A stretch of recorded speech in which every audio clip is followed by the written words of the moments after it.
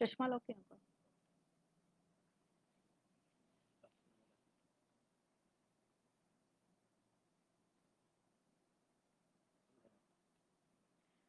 नमस्कार। आज 15 अगस्त स्वतंत्रता दिन पूरा देश यह मनाता है।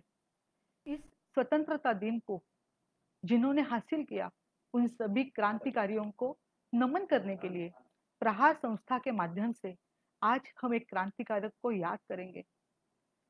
आज हम भारत भूमि के साथ साथ उन सभी माताओं को भी याद करेंगे जिन्होंने अपने पेट से इन क्रांतिकारियों को जन्म दिया। उन सभी माताओं को शतशः प्रणाम। ए वतन हमको तेरी कसम, तेरी राहों में जान तक लुटा जाएंगे। फूल क्या चीज है तेरी कदमों में हम, भेंट अपनी सरों की चढ़ा जाएंगे। ए वतन, ए वतन। मध्य प्रदेश के भाभरा गांव में एक माता पिता के पेट से एक पुत्र ने जन्म लिया। जन्म होने के बाद शुरू से ही अत्यंत साहसी, पराक्रमी, विद्रोही विचार का वह बालक उसी गांव में स्कूल में जाता था। बचपन में भील समाज के लोगों के साथ रहने के कारण उन बच्चों से मिलते रहा और निशानेबाजी, धनुष्य बाण यह करते रहा और बहुत ही प्रख्यात हो गया। गांव में मन नहीं लगता था। कुछ दिनों के बाद 10, 11, 12 साल का था। उस समय जब कोई बात होती थी तो वो बात किसी से डरने की होती थी तो अपने साथियों को कहता था, जो डरते नहीं वो मर भी जाए तो मरते नहीं। उनके माँ की सीख थी। ये सीख का संस्कार लिया हुआ वह बालक अपने 13वें साल में गांव में मन न लगने के कारण बंबई चला गया। बंबई गया। वहां पर कुछ बंदरगाह पर काम किया, पैसा कमाया। पैसा कमाने के बाद भी ऐसे मन में आया कि नहीं, यही जो अगर करना था तो बंदरगाह में भी कर सकता था।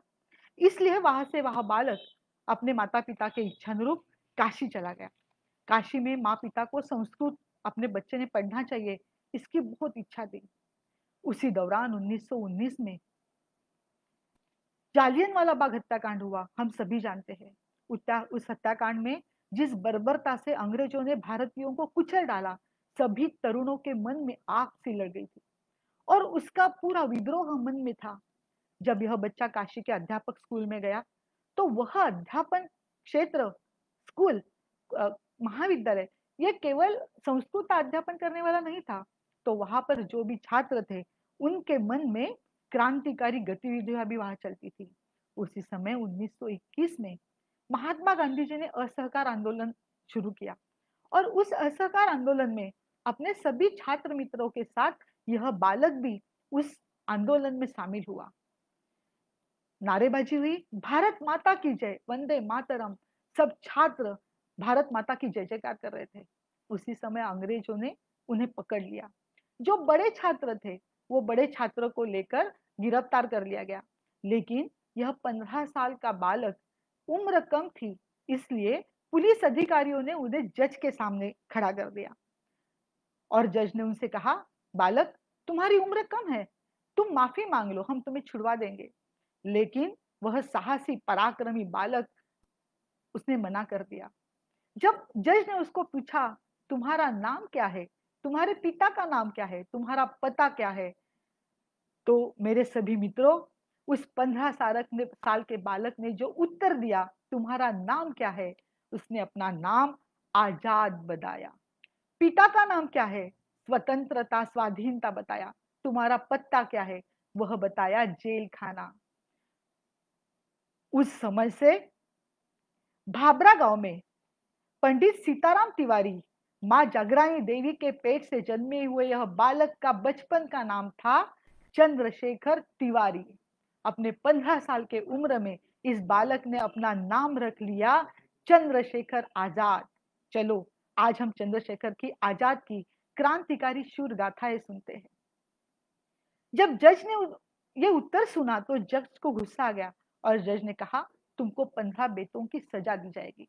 और वो 15 बेतों की सजा, चोर डाकू वह सजा सुनने के बाद डर जाते थे, लेकिन चंद्रशेखर को कोठरी में लाया गया जेलर ने उसके कपड़े निकाले और वो बेत, जो बेत पानी में भिगोकर मारे जाते हैं, वह बेत चंद्रशेखर पे के खुले पेट पर मारने लगे। 1, 2, 3 हर बेत के साथ चंद्रशेखर की पीठ छलनी होते गई, खून बहता गया, लेकिन वह जहांबाज शूर बालक कहते गया, भारत माता की जय, वंदे मातरम, भारत माता की जय, वंदे मातरम। 15 बेत पूरे हुए, जब तक हुए तब तक पीठ से खून बहने लगा। जेलर ने 3 पैसा दिया, उसने वह भी वापस कर दिया और वह स्वाभिमानी बालक वहां से बाहर निकला। और बाहर निकलने के बाद मन में जानो क्रांतिकारक की आग जल उठी और तब से लेकर अपना पूरा जीवन उस बालक ने क्रांतिकारियों में चला। बचपन में जब सब दोस्त एक साथ थे, उन दोस्तों ने स्पर्धा हुई। एक दोस्त ने कहा कि एक माचिस की तिल्ली को जलाने से इतना प्रकाश पड़ता है, अगर सब माचिस की तिल्ली एक साथ जलाई जाए तो कितना प्रकाश पड़ेगा। कहा तो सबने था, लेकिन हिम्मत किसी की नहीं थी। पर यह शूर बालक ने माचिस की पूरी तिल्लियां हाथ में ली, उसे जलाई और जो ज्वाला हुई, जो रोशनी हुई, उस रोशनी से प्रकाश पड़ गया। जब तक ज्वाला पेटती रही, वो तिलियां जलती रही, उंगली तक आने तक ये साहसी बालक ने उंगली नहीं छोड़ी, पूरी तिलियां जलने दी। इस प्रकार के मन से साहस, दुर्दम्य आत्मविश्वास लिए वह चंद्रशेखर आजाद की पूरी जिंदगी हम सबको झंझोर कर रख देती है। भारतीय स्वतंत्रता सेनानी, ऐतिहासिक दृष्टि से स्वतंत्रता संग्राम के स्वतंत्रता सेनानी, दुश्मन की गोलियों का सामना करेंगे, आजाद हूं, आजाद रहेंगे, यह बात से अपना पूरा जीवन उन्होंने जिया। असहयोग आंदोलन में शामिल होने के बाद जब चोरा चोरी का कांड हुआ, उसके बाद महात्मा गांधी जी ने असहयोग आंदोलन समाप्त कर दिया। उस समय सभी युवा क्रांतिकारक तिलमिला उठे। उन्हें लगता था कि क्रांति अगर देश में लानी है, अंग्रेजों को इस देश से परास्त करना है, तो केवल अहिंसा से नहीं चलेगा, तो उसके साथ साथ क्रांतिकारी गतिविधियां भी लगेगी। अंग्रेज को डराना चाहिए, उनको इस देश से बाहर निकालना चाहिए। अपना जज्बा हाथ में लिए हुए सभी बालक उस समय क्रांतिकारी गतियों में जुड़ गए। वैसे तो बनारस क्रांतिकारियों का क्षेत्र था। उसी समय चंद्रशेखर आजाद की मुलाकात मनमोहन गुप्त, प्रणवेश चटर्जी इनसे हुई। इनका क्रांतिकारी दल था जिसका नाम था HRA, हिंदुस्तान रिपब्लिकन एसोसिएशन। इसके प्रमुख थे पंडित राम प्रसाद बिस्मिल, अशफाक उल्लाह खान, ये सभी उसके थे। उस दल में जब चंद्रशेखर आजाद सक्रिय हुए तो क्रांतिकारी गतिविधियों को तो पैसा लगेगा ही। यह पैसा कहां से लाना? उस समय जो साहूकार, जो धनाढ्य लोग गरीबों से पैसा लेकर चुरा अमीर बने थे, इन्होंने तय किया क्रांतिकारी गतिविधियों के लिए उन्हीं के पास से पैसा लिया जाए। हर जगह वो जाते थे, नाम निश्चित करते थे और किसी के प्रमुखता में इस प्रकार से पैसे लेते थे। जब एक गांव में ये सब गए तो उस गांव में एक घर में जाने के बाद चंद्रशेखर जी के हाथ में जो पिस्तौल थी, वो पिस्तौल एक महिला ने अपने हाथ में ले ली। चंद्रशेखर के मन में महिलाओं के प्रति बहुत ही सम्मान था। उनका यह वचनबद्ध थे कि मैं कभी महिलाओं का अपमान नहीं करूंगा, देवी स्वरूप मानते थे। चंद्रशेखर जी जब पिस्तौल महिला ने ले ली तो उस वहीं पे स्तब्ध रह गए। धीरे धीरे गांव के लोग जमते गए और चंद्रशेखर जी वही थे। उस समय भागते भागते पंडित राम प्रसाद बिस्मिल जी आए, उस महिला के हाथ से बंदूक खींच ली और चंद्रशेखर जी को अपने साथ लेके गए। इस प्रकार पैसा इकट्ठा करना शुरू था, लेकिन देश में बड़ा कोई क्रांतिकारी संगठन खड़ा करना है तो ना इस छोटे मोटे पैसे से होना था। इसलिए इन सब ने मिलकर तय किया कि हम अपने भारत का पैसा जो फिरंगी अपने लिए लेके जा रहे हैं, उस पैसे को हम अपने काम के लिए लेंगे। भारत का पैसा भारत भूमि में स्वतंत्रता करने के लिए उसी पैसे का उपयोग करेंगे। और हमें पता है इतिहास में जिसकी नोंद है वह काकोरी कांड। मैं उसे कांड नहीं कहूंगी, मैं उसको काकोरी लड़ा कहूंगी कि जिस काकोरी जगह पर ये सभी 10 क्रांतिकारियों ने उस ट्रेन को रुकाया, जिस पर खजीना था, वो खजीना की पेटी बाहर निकाली और एक हथौड़े से जहांबाज चंद्रशेखर ने उस पेटी को तोड़ा और वहां से पैसा लेकर निकल गए। पैसा तो मिल गया, सब साथ में थे, वहां से तो वो भाग गए। लेकिन कुछ दिनों के बाद अंग्रेज जगमगा कर उठी कि इस प्रकार अगर क्रांतिकारक हम पर विरोध करते रहे तो कैसा होगा, और इसलिए और ज्यादा अंग्रेज पलटन बुलाई गई और उन्होंने ढूंढ ढूंढ कर उन सभी क्रांतिकारियों को पकड़ लिया। कुछ को फांसी की शिक्षा हुई तो कुछ को जन्मठेप की शिक्षा हुई। उसमें से जो पंडित राम प्रसाद बिस्मिल, अश्वारूपा खाल, राजेंद्र नाथ लिहाड़ी, ठाकुर रोशन सिंह, इन चारों ही क्रांतिकारियों को फांसी की शिक्षा हुई और बाकी सबको जन्मठेप हुई। यह होने के बाद जो एचआरए का दल था वह बिखर गया और बिखरते बिखरते क्रांतिकारी अलग अलग हो गए। लेकिन चंद्रशेखर आजाद, जिन्होंने कसम खाई थी मैं कभी, मेरे शरीर के टुकड़े टुकड़े हो जाएंगे लेकिन जीते जी मैं कभी किसी के हाथ नहीं लगूंगा, वो वहां से फरार हो गए। उसके पश्चात 6 साल तक चंद्रशेखर आजाद झांसी के पास कोई जंगल में रहे, एक नदी किराने में भेष बदल कर रहे, साधु का भेष परिधान किया। चंद्रशेखर की जी वाणी बहुत ही सहज और सुंदर थी, उसका उनका व्यक्तिमत्व सभी को समाया हुआ था। चंद्रशेखर जी ने साधु का भेष परिधान किया और गांव के लोगों को, बच्चों को पढ़ाने लगे, भगवान की कथा सुनाने लगे। जो क्रांतिकारक उस भाग में थे उन सभी क्रांतिकारियों को इकट्ठा किया और क्रांतिकारियों को निशानेबाजी का प्रशिक्षण दिया, उनको क्रांतिकारक गतिविधियों के लिए तैयार किया। ऐसे चंद्रशेखर जी के कुछ साल निकल जाने के बाद चंद्रशेखर जी ने तय किया कि अभी फिर से मुझे, अगर इस मातृभूमि को स्वाधीनता देनी है तो मुझे फिर से अपने क्रांतिकारी बंधुओं को एक साथ इकट्ठा करने पड़ेगा, क्योंकि देश भर में क्रांतिकारियों के मन में यह ज्वाला जल गई थी कि यह देश को संपूर्ण आजादी मुझे देनी है। और इसीलिए दिल्ली की फिरोज शाह कोटला मैदान पर उन्होंने सभी क्रांतिकारियों को बुलाया और दल के एक बैठक का आयोजन किया। इसी दल के बैठक में उनकी महान क्रांतिकारी भगत सिंह के साथ मुलाकात हुई। जब भगत सिंह और चंद्रशेखर आजाद जी दोनों मिलकर यहाँ पर उन्होंने तय किया कि हमारी लड़ाई आखिरी फैसले तक जारी रहेगी, फैसला होगा जीत या मौत। इस करारी मानसिकता के साथ उन्होंने फिर से नए दल का संगठन किया। उस दल का नाम लिखा गया HSRA, Hindustan socialist Republican association. इसकी शुरुआत हुई। सब क्रांतिकारक अपने अपने विचारों को एक साथ मिलाकर इकट्ठा हुए और उन्होंने काम शुरू किया। इन्हीं दौरान लाला लाजपत राय जी ने साइमन कमीशन, जो तय करने वाला था कि भारत को आजादी कितनी देनी है, आजादी के कैसे दायरे रहेंगे, उसके विरोध में लाला लाजपत राय जी ने लाहौर में आंदोलन किया। उस आंदोलन में भगत सिंह शामिल हुए और एक शांतता मार्ग पूर्ण से आंदोलन चल रहा था। हजारों हिंदुस्तानी लाला लाजपत राय जी के पीछे खड़ी थी और भारत माता की जय, वंदे मातरम, साइमन वापस जाओ, इस प्रकार के नारे लग रहे थे। यह नारे लगते समय वहां पर जो अधिकारी था स्कॉट और सैंडर, इन्होंने हुक्म दिया कि इन सबको लाठीचार्ज कर लो।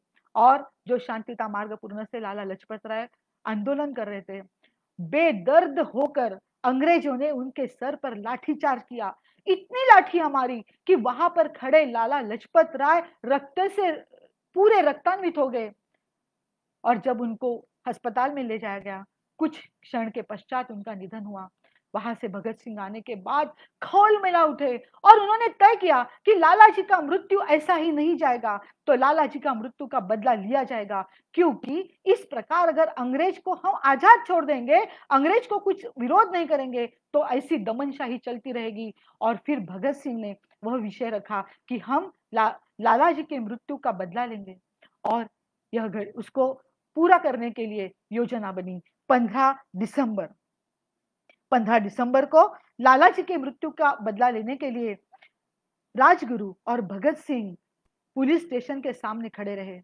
एक क्रांतिकारी अपने हाथ में साइकिल ठीक करने का बहाना लेकर रास्ते के बाजू में खड़ा रहा और वो ध्यान दे रहा था कि आगे से थाने से कौन बाहर निकल रहा है। जैसे ही उसने सूचना दी, राजगुरु, वह सैंडर था, और वैसे ही सैंडर अपने गाड़ी पर बैठा, राजगुरु आगे निकला और एक पिस्तौल की गोली तान ली।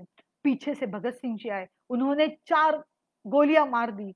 और जब उनको चंद्रशेखर दूर से यह पूरा उसका नियंत्रण कर रहे थे, चंद्रशेखर जी ने बताया, आप दोनों निकल जाओ। चंद्रशेखर आगे आए और वहां पर जो सिपाही था वही हिंदुस्तानी था। उसने कहा कि तुम इस पे गोली मत मारो, लेकिन वह नहीं सुना देता। आखिर चंद्रशेखर ने उसको मार गिराया और वहां से वो पूरे के पूरे निकल गए।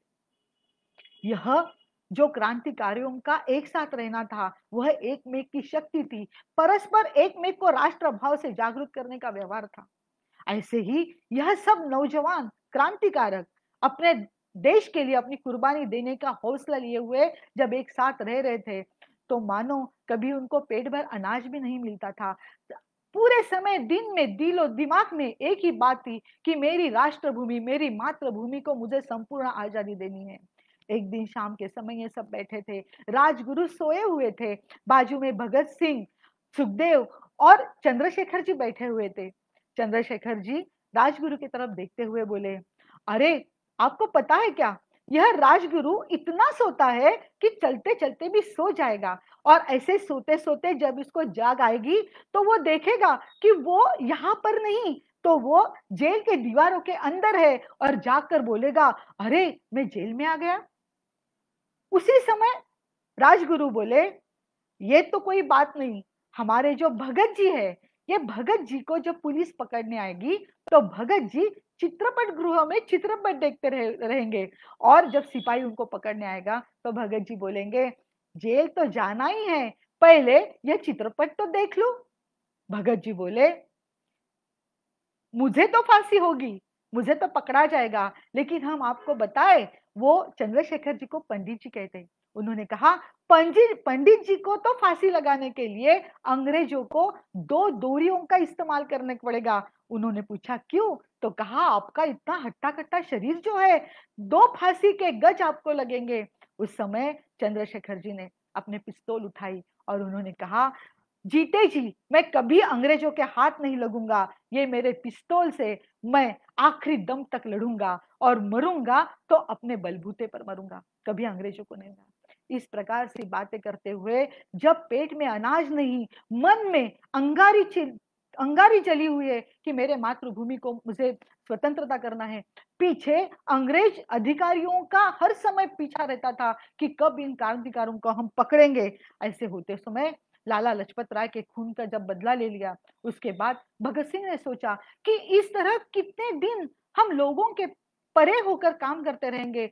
अगर समाज को जगाना है, क्रांतिकारियों के काम का उनको बताना है, और पूरा समाज हिंदुस्तान के स्वाधीनता के संग्राम में उतारना है, तो हमें इस प्रकार से नहीं चलेगा। और उसी समय अंग्रेजों ने दो काले कानून लाए, एक मजदूरों के लिए था, एक क्रांतिकारियों के लिए था। भगत सिंह वहीं पर बैठक हुई और भगत सिंह जी ने कहा कि मैं जाऊंगा। तभी चंद्रशेखर जी ने कहा, नहीं नहीं, मैं जाऊंगा। जब भगत सिंह और बटुकेश्वर दत्त का नियोजन हुआ कि दिल्ली के असेंबली में ये दोनों जाएंगे, वहां जाने का मतलब इतना ही था कि अंग्रेजों को पता चले कि क्रांतिकारियों की ताकत क्या है, क्रांतिकारी क्या करना चाहते हैं। जब भगत सिंह गए, असेंबली शुरू हुई, जज ने कहना शुरू किया कि ऑर्डर ऑर्डर, यहाँ पर दो कानून तय होंगे। उसी समय भगत सिंह खड़े रहे, और भगत सिंह के हाथ में जो बॉम्ब था, वो बॉम्ब कोई किसी का जान लेने के मकसद से नहीं बनाया था। वो बॉम्ब बना था तो केवल आवाज बड़ा करने के लिए, ताकि क्रांतिकारियों के काम का आवाज अंग्रेज सरकार के कान तक जाए। उन्होंने बॉम्ब का धमाका किया, वंदे मातरम, इनकलाब जिंदाबाद, भारत माता की जय, यह नारे गूंजने लगे, और जो पत्रक साथ में लाए थे वो पत्रक डाले गए। ये सब होने के बाद चंद्रशेखर और बटुकेश्वर दत्त ने अपने आप को गिरफ्तार कर लिया। इनकी गिरफ्तारी होने के बाद चंद्रशेखर आजाद बहुत दुखी और पीड़ित हो गए। वो नहीं चाहते थे कि भगत सिंह और बटुकेश्वर दत्त इनको पकड़ा जाए। उन्होंने योजना भी बनाई थी कि आप बॉम्ब फेंकिए असेंबली में, वहां से बाहर आइए, हम दोनों के गाड़ी में आप बैठिए, वहां से हम चल पड़ेंगे। लेकिन यह नहीं हुआ पाया, और ये दोनों को गिरफ्तारी हो गई। और ये गिरफ्तार होने के बाद अंग्रेजों ने कोई और गुनाह उन पे लगाते हुए उनको फांसी की सजा मुकर्रर कर दी।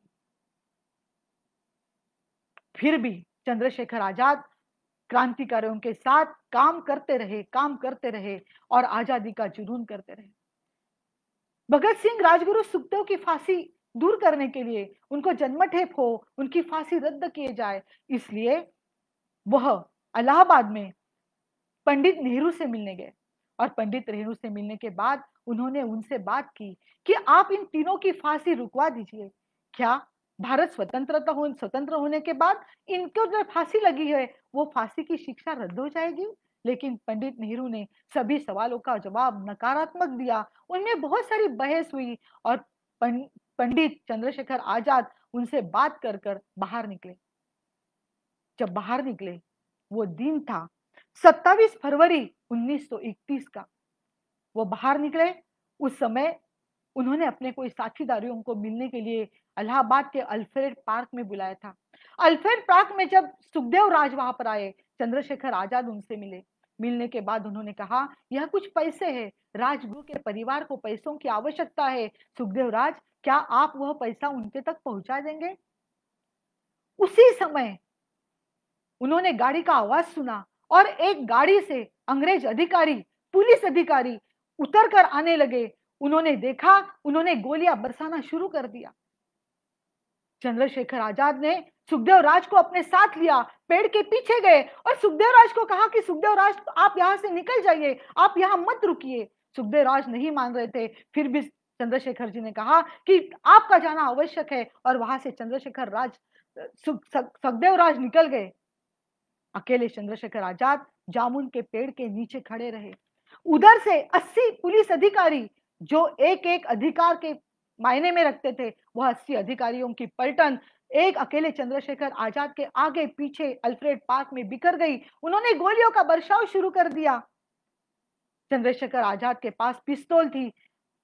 80 पुलिस अधिकारियों को अकेले चंद्रशेखर आजाद ने सामना किया। 35 सेकंड तक यह मुकाबला चलता रहा। चंद्रशेखर आजाद ने उतने ही समय 5 पुलिस अधिकारियों को मार डाला।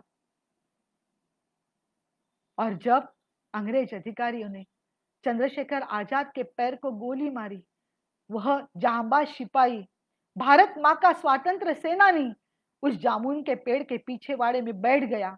उन्होंने देखा कि अब मेरे पास मेरे पिस्तौल में एक ही गोली बची है।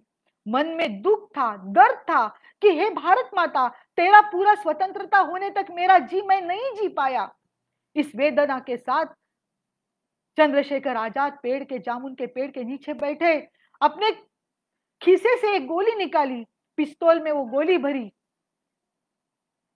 एक हाथ जमीन पर लगाया, जमीन की मिट्टी अपने हाथों में ली और वह केवल और केवल 24 साल उम्र का स्वतंत्र सेनानी, क्रांतिकारक ने जमीन की मिट्टी अपने हाथ में ली, उस मिट्टी को नमन किया और अपने मुंह से बोला, हे भारत माते, इस जन्म में बस तेरा इतना ही मैं काम कर सका, इतनी ही सेवा कर सका।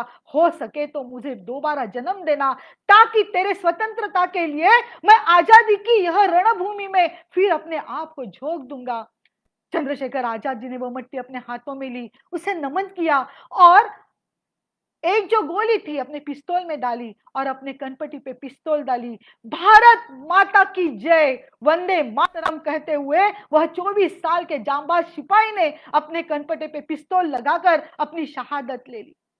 कुछ देर अंग्रेज सैनिक दूर से सुन रहे थे कि क्यों अभी तक चंद्रशेखर के उधर से आवाज नहीं आ रही। वहां पर जो बाबर नाम का पुलिस अधिकारी था, उसे पता था कि चंद्रशेखर जी की निशानेबाजी कितनी पक्की है। वो धीरे धीरे पास में आए, गोलियों से चंद्रशेखर के शरीर को भून डाला। उसके बावजूद भी दूर से बाबर अधिकारी देख रहा था। एक सिपाही को बाजू में भेजा, उसने एक हाथ से पिस्तौल निकाली। उनको लगा उसके दूसरे हाथ में बॉम्ब होगा। धीरे से उनकी मुट्ठी खोली तो उन्होंने देखा उस मुट्ठी में मट्टी थी, जो मट्टी भारत मां के वहां से चंद्रशेखर जी ने अपने हाथ में लिए थी। तुरंत अंग्रेज अधिकारियों ने, जब तक उनका समाधान नहीं होता तब तक चंद्रशेखर जी के शरीर को भून डाला। उनके शरीर को रसूल के घाट पर ले जाया गया। वहां पर उनको किसी को बताए बिना उनको अग्नि दे दिया गया। उसी समय बाहर लोगों को यह बात पता चली कि चंद्रशेखर आजाद की शहादत हुई है। वो शहीद हुए हैं। तुरंत कमला नेहरू जी वहां पर आए और उन्होंने घाट पर ही चंद्रशेखर के अस्थियों को एकत्रित किया। ऑफिसेस पर वहां पर पत्थरबाजी होने लगी, जैसे मानो इलाहाबाद की गंगा गांव के रास्ते पर उमड़ आई हो। उस तरह से सैलाब लोगों का उस इलाहाबाद के रास्ते पर उमड़ आया। लोगों ने चंद्रशेखर आजाद की जय जयकार करते शुरू कर दी और दूसरे दिन सम्मान के साथ उनकी अस्थियां लेके गए। जब एक माँ का जिक्र मैंने शुरू में किया था, चंद्रशेखर की माँ जगरानी देवी, जब पुत्र का मृत्यु हो गया, पति का मृत्यु हो गया, एक क्रांतिकारक की माँ उस गांव में काम कर रही थी, जंगल से काट कर पत्तियां लाती थी, जंगल से काट कर कंदमूल लाती थी और वह खाती थी। जब किसी ने उससे पूछा कि माँ तू अर्ध पेट है, तू पूरा पेट क्यों नहीं खाना खा सकती, तो उस माँ ने उत्तर दिया था कि मेरा बेटा अगर आधी पेट रहकर भारत माता की सेवा कर सकता है तो मैं स्वाभिमान के साथ जीऊंगी। उस माँ ने दिया हुआ संस्कार चंद्रशेखर के जीवन में पूरे दिन तक चलते रहा और चंद्रशेखर आजाद हो गए। उस आजादी के बाद एक कवि ने कहा कि चंद्रशेखर की शहादत नहीं जाएगी। चंद्रशेखर आजाद के मृत्यु के बाद कुछ दिन के बाद भगत सिंह और सुखदेव उनको भी फांसी हो गई और चंद्रशेखर के मृत्यु के बाद क्रांतिकारियों का उमाड़ा हो गया और क्रांतिकारियों के क्रांतिकारक के बाद हमें पता है कि इस भारत माता स्वतंत्र होगी। जहां मरे आजाद पार्क के पत्ते खड़क गए होंगे, कहीं स्वर्ग में शेखर जी के बाजू फड़क गए होंगे, शायद पल दो पल की उसकी निद्रा भाग गई होंगी, फिर पिस्तौल उठा लेने की इच्छा जाग गई होंगी, फिर पिस्तौल उठा लेने की इच्छा जाग गई होंगी, जिनके कारण ये भारत आजाद दिखाई देता है। अमर तिरंगा उन बेटों की याद दिखाई देता है, उनका नाम जुबा पर लो तो पलकों को झपका लेना, उनकी यादों के पत्थर पर दो आंसू टपका देना, उनकी यादों पर दो आंसू टपका देना। भारतीय स्वतंत्रता के स्वातंत्र सेनानी महान शहीद चंद्रशेखर आजाद को मैं नमन करती हूँ। उन सभी माँ को नमन करती हूँ जिनके कोख से ऐसे सपूत पैदा हुए, जिन्होंने अपने भारत माँ के स्वतंत्रता के बेली में अपने पुत्रों को बलिदान किया। उन सभी सपूतों को मेरा नमन। चंद्रशेखर आजाद को प्रणाम करती हूँ, सभी क्रांतिकारियों को प्रणाम करती हूँ। वंदे मातरम। भारत माता की जय। नमस्ते।